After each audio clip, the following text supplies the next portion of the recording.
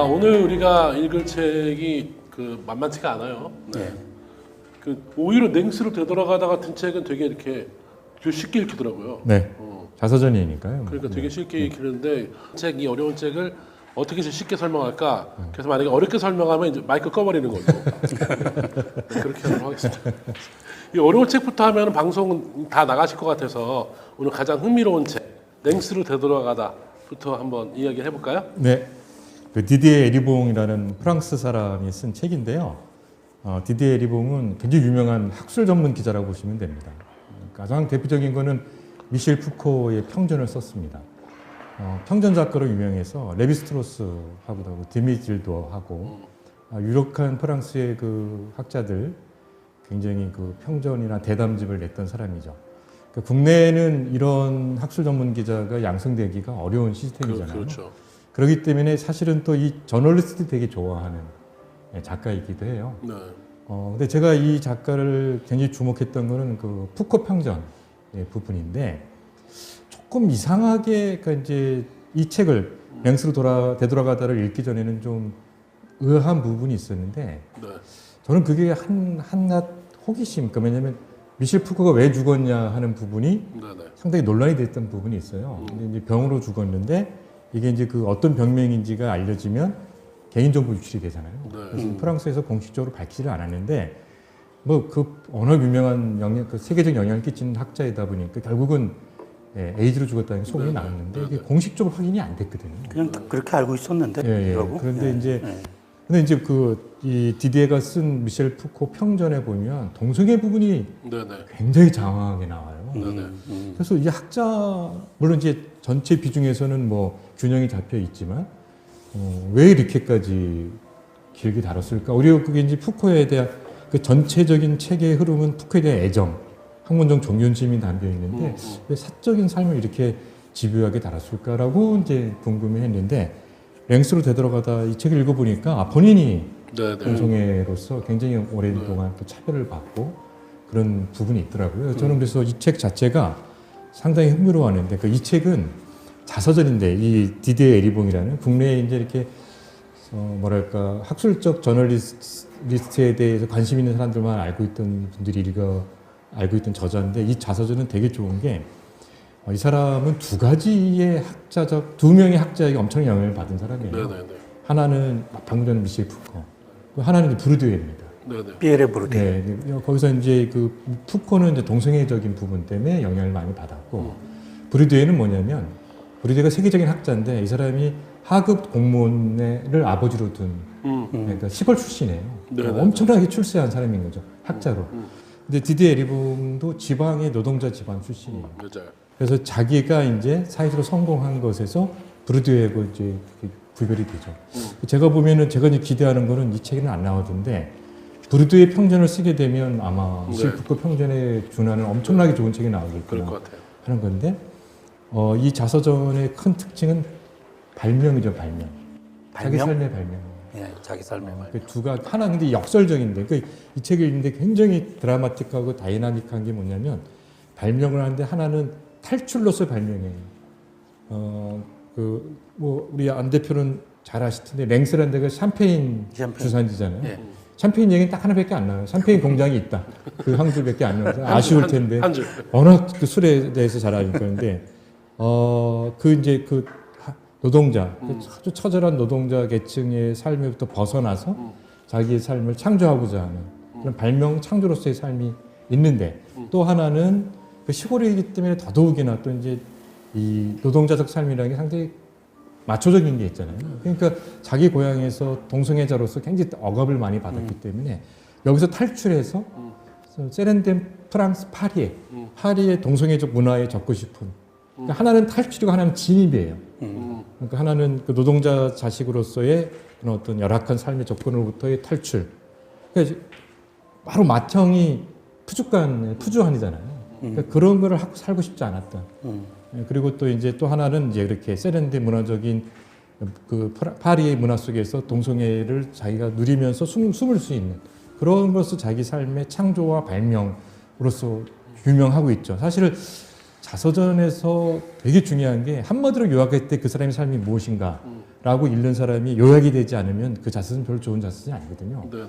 왜냐하면 우리 어른들이 흔히 하시는 말씀이 왜 내 이야기를 소설로 쓰면 10권이 된다라고 하시는데 그런 분들이 자서전을 못 쓰시는 게 바로 요약이 안 돼서 그런 거예요. 역시 디디에 에리봉은 정말 자기 삶을 정확하게 요약을 하죠. 네네네. 그 다음에 이제 또 여기서 되게 중요한 게 바로 자기가 벗어나고 싶어 했던 그 노동자적 삶에서 그러니까 이제 그 부모님이 다 아주 그 프랑스의 전통적인 공산당 지지자였다는 거예요. 네네네. 그런데 이제 그 흐름이 지나면서 최근에는 이제 전형적으로 극우주의 정당을 지지한다. 네네네네. 그러니까 왜 그러냐 하는 분석이 나와요. 거기서 역시 이제 프랑스 좌파뿐만 아니라 전 세계가 그러는 건데 일하는 사람들에 대한 가치와 희망을 실현하지 않는 정당을 지지하지 않을 때 다른 정당으로 가는데 그 다른 정당이 극우적 정당이어도 별반 다를 바 없다는 게 분석이 되겠습니다. 트럼프하고 비슷한 거네. 그런 거죠. 예. 그래서 지금 사실은 그때 우리가 공정하다는 착각도 마찬가지고 왜 일하는 사람들이 민주당이라든지 그 공산당이나 사회당을 지지하지 않고 극우 정당을 지지하면서 그 전통적 노동자 계층의 정치적 관점에서 보게 되면 자기 계층을 배신했을 때에 대한 그 반발 심리로 어디를 가는 것은 중요하지 않다는 거예요. 그러니까 이게 다른 정당을 지지한 걸 빨리 간파해서 그러니까 진보적인 집단이 우리를 지지하는 걸 파악하는 게 중요하지 왜 절로 갈까 하는 거는 잘못 판단한다는 거예요. 그럴 수 있죠. 그게 굉장히 사실은 맞아. 공정하다는 착각에서도 나오는 것도 그런 건데 그런 측면에서 우리한테도 상 시사하는 바가 맞아요. 많습니다. 그래서 이제 그 지적인 자서전 플러스 그 다음에 또 이제 5, 6년생. 그래서 한 그 노동자 계층 집안 출신이 프랑스 가장 대표적인 학술 전문 기자가 되고 나중에 세계적인 명성을 얻으면서 교수가 되는데 박사학위는 없습니다만 그 과정에서 성장하는 것이 우리나라 80년도 굉장히 비슷해요. 그래요. 저도 그거 읽으면서 나랑 비슷하더라고요. 상당히 좀 놀라운 면이 있죠.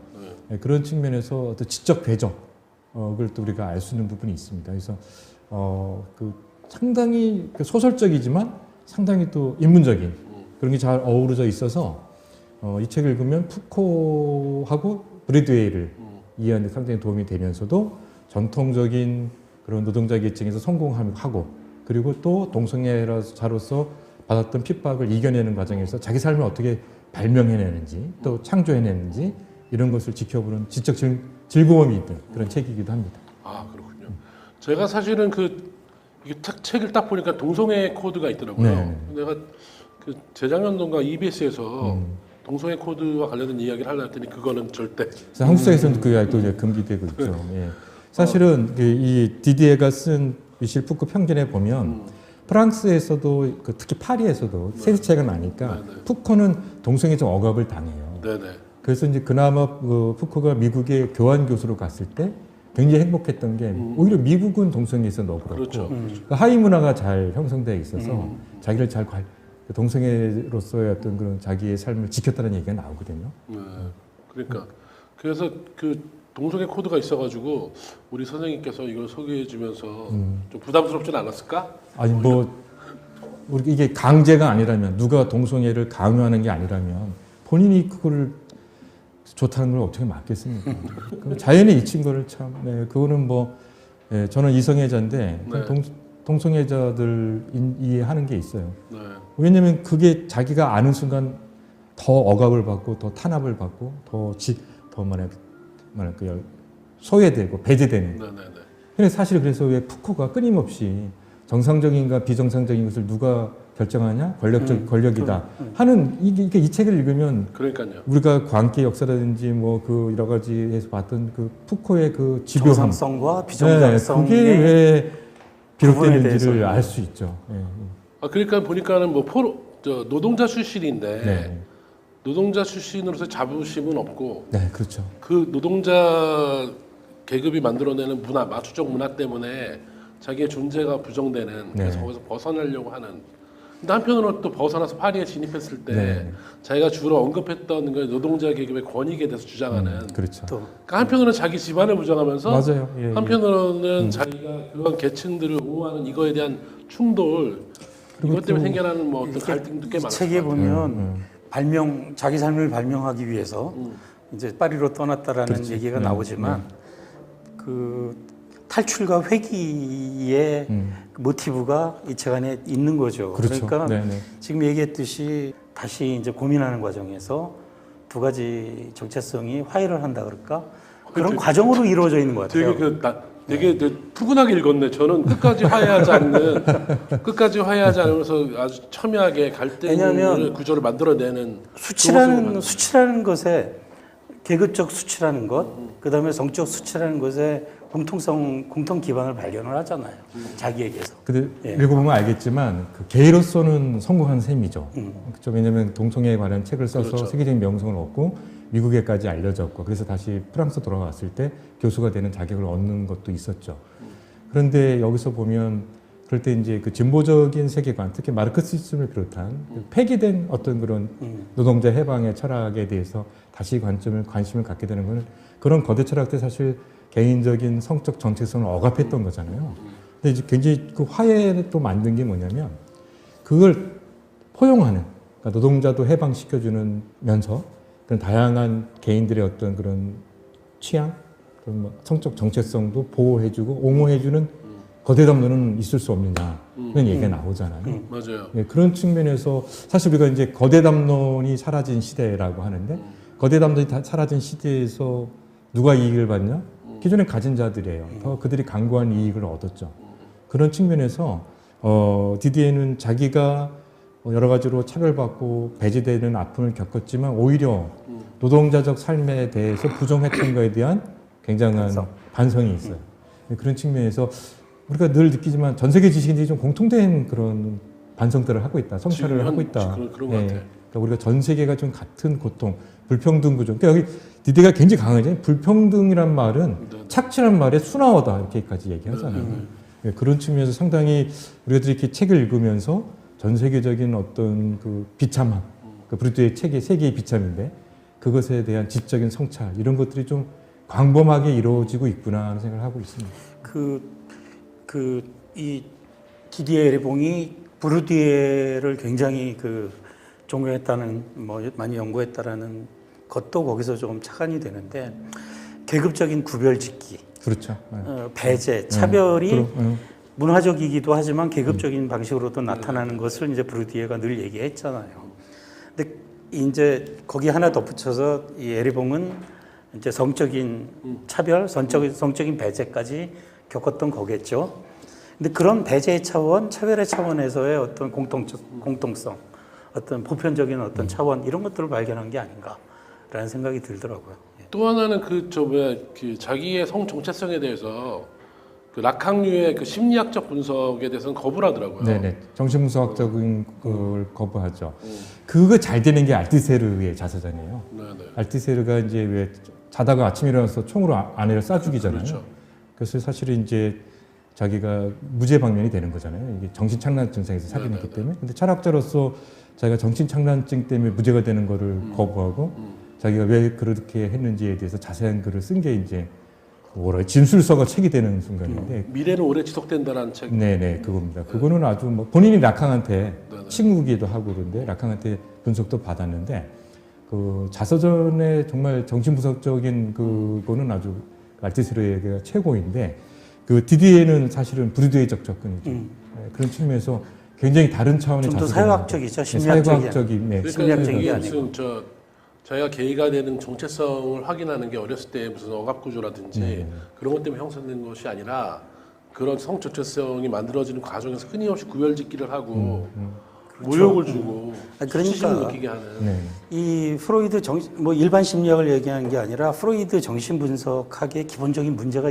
흔히들 많이 지적을 하는 게 뭐냐면 만사의 어떤 정신적인 문제라든지 이런 것들을 성을 통해서 규명을 하려고 그러고 그 성이라는 게 어떤 관점으로 보냐면 정상성과 비정상성이라는 관점으로 성을 봐요. 그래서 오이디푸스 컴플렉스라든지 어려서부터의 아버지나 엄마로부터의 억압 이런 걸 통해서 이 성적인 어떤 억압이 결국 정신적인 불안이나 히스테리로 나타난다라는 게 정신분석학의 프로이드, 지금은 락강 같은 사람은 안 그렇지만 프로이드의 기본적인 전제인데 그러면 동성애자인 에리봉의 입장에서 정상성이라고 비정상성이라고 성정체성을 이미 구별짓고 출발하는 정신분석적인 방법으로 자기의 성의 문제를 해부하려고 그러는 게 그게 용납이 절대로 안 그런 되죠. 거죠. 네, 네. 용납이 될 수 없고 이거는 그냥 존재 방식의 문제고 사회학적인 어떤 그냥 사회적인 뭐 계급이든 뭐든 그렇게 자연스럽게 나타난 어떤 현상이지 그것이 심리적인 비정상성으로 설명할 수 없다라는 거죠. 근데 이게 논리적으로는 맞는데 실제로 그 논리와 상관없이 사람들이 겪게 되는 어떤 스트레스라고 할까? 이런 거는 우리가 상상을 불허하는 정도의 강도일 것 같아요. 특히 뭐 우리나라에서는 그렇죠. 여전히 뭐 당연히 배제되고 그렇겠죠. 억압받고 있기 때문에 상당히 뭐 어려움이. 그래서 나타나는 어떤 정신적인 징후나 문제가 있다면 그것은 그런 억압의 이유로 나타나는 거지. 근데 프로이드로 설명하면 성적 비정상성 때문에 그런 것들이 나타난다. 그런 정신적인 어떤 게 스트레스가 나타난다라고 거꾸로 설명을 할 거예요. 이제 그런 거에 대해서는 반대하겠죠. 네, 맞아요. 근데 되게 재밌는 게 이 책을 읽다 보면 저도 좀 그 테리 이글튼이라는 그 테리 영국의 이글튼, 비평가 있잖아요. 이 사람의 스승이 레이먼 윌리엄스인데 그 양반도 또 이렇게 하층민 출신이에요. 그러니까 유럽의 상당히 진보적인 지식인 가운데 그 계보가 있더만요. 보니까 이 책을 쭉 보니까 프랑스의 뭐 이 디디에 리봉, 그다음에 그 브루드웨이, 그다음에 영국의 레이먼 윌리엄스, 그다음에 테리 이글튼 같은 사람들. 그러니까 사실은 그 굉장히 뭐 프랑스 혁명 이후에 신분제가 타파됐다고 생각하지만 20세기를 강력하게 지배한 건 여전히 출신 성분인 면이 많고 맞아요. 그들이 그거를 타파해내고 사회적 성취를 이루는 데서 사회적인 견제라든지 이런 것들이 되게 심했고 그 성취 자체가 그러니까 이제 계속해서 브루드웨이가 계급의 재생산 그다음에 구별짓기 이런 것들을 계속 관심 있게 볼 수밖에 없었구나. 그런 측면에서 우리는 빠른 시간 내에 정말 신분제가 타파됐지만 다시 전 세계적인 현상으로 그런 새로운 의미, 능력주의적 신분제가 강고해지고 있구나 네네. 하는 것도 좀 우리가 다 느낄 수 있는. 우리나라는 오히려 유럽이 20세기 초 지금도 귀족적인 귀족 문화가 여전히 있고 해서 그렇죠. 더 네. 강력할 수도 네. 있어요. 그러니까. 근데 우리나라는 사실 싹 무너져가지고 그래서 오히려 능력주의가 더 기승을 부리는지도 모르겠어요. 그러니까 디디 리본 같은 경우에는 정말 죽어라 공부하잖아요. 그렇죠. 네. 죽어라 공부하는데도 그 가난한 그 출신이기 때문에 도달할 수 있는 지점에 부자들은 쉽게 도달하는 지점을 못 도달해가지고 교수 사회에 진입을 못하고 그래서 이제 출판 신문 잡지 이런 쪽으로 빠져서 오히려 그 이제 그런 기회를 다시 잡을 수 있게 된 거잖아요. 일단은 돈이 없었죠. 박사 과정에서 박사 논문을 쓸 수 있는 경제 여력이 안 돼서 이제 포기한 거고 거기에는 이제 개인의 능력과 강의. 근데 그런 의미에서는 브루드웨이도 못해요. 브루드웨이도 되게 가난했는데 엄청 공부를 잘해갖고 그러니까 브루드웨이는 훨씬 잘해서 계속 장학을 받는데 풀스칼라십으로 간 거구나. 그래서 이제 디디에 리봉은 이제 거기까지는 안 했는데 근데 제가 볼 때는 오히려 그래서 많은 사람들 많은 지식인들을 만나고 그랬던 것이 오늘의 디디를 만드는 게 아니라 전화위복인 거네. 그렇죠. 예. 아니었으면 되게 오히려 협소한 사람이 될 수도 있지 않았을까요? 재밌는 거는 디디에 리봉이 이제 그 미셸 푸코를 그 평전에 보게 되면 그 칸킬렘이 네네. 샤르트를 학문적으로 죽이려고 엄청난 그 학문 전쟁을 하고 거기를 네네. 지원한 게 이제 푸코였거든요. 가장 네. 대표적으로. 그러니까 칸켈렘의 가장 강력한 목적은 그 실존주의를 사르트를 죽이기. 죽이기가 있어요. 그게 뭐냐면 그 구조주의라 후기 구조주의자 사실은 다 이게 기득권 세력들인 거거든요. 근데 그 굉장히 푸코를 사랑했던 디디에 리봉은 자기가 가장 많은 영향을 받은 철학자가 샤르트르다. 샤르트르가 점점 자기에서 이렇게 밀려나긴 하지만 결국 나중에 이렇게 푸코 때문에 결국 몰아내긴 하지만 그러나 이 책에서도 보면 샤르트르에 대한 엄청난 애정이 드러났어요. 그러니까 이 사람이 갖고 있는 이게 너무 좋은 거예요. 저는 뭐냐면 그러니까 이 푸코가 받고 있는 구조성을 이제 이 노동자 집안 출신으로서 보면 사회적 역사적 결정론인 거거든요. 그러니까 절대 디디에 리봉은 놓치지 않고 있는 게 한 사람의 가능성은 타고나는 게 있는데 그 역사적 사회적 결정론이 있다는 거예요. 이걸 벗어나냐 안 벗어나는 다른 문제지만 이게 결정적 요소가 되고 있다. 사실 이 부분을 강조한다는 건 푸코적인 거거든요. 그만큼 견고하다는 거예요. 그렇죠. 근데 이거를 어쨌든 본인이 타파해낸 건 바로 또 실존주의적인 거잖아요. 네. 뭐 본질 앞에 선행하는 실존은 없다. 실존 앞에 선행하는 본질은 없다. 내가 만드는, 내가 창조해내는 거, 내가 발명해내는 거잖아요. 여기 보면 푸코하고 샤르트르가 또 결합돼 있어요. 네, 맞아요. 삶 자체가. 맞아요. 그러니까 이거를 읽고 있으면 유럽의 20세기 철학사를 읽고 있는 듯한 느낌이 드는 거예요. 가만히 읽고 있으면 그냥 그 삶 자체가. 아, 독자들한테 굉장히 매력적인 멘트를 주신 거네요. 그렇죠. 사실은 이렇게 하면은 뭐가 있어 보이기 때문에 읽고 싶은 욕구가 드는데, 근데 이게 과장이 아니라 실제라는 거죠.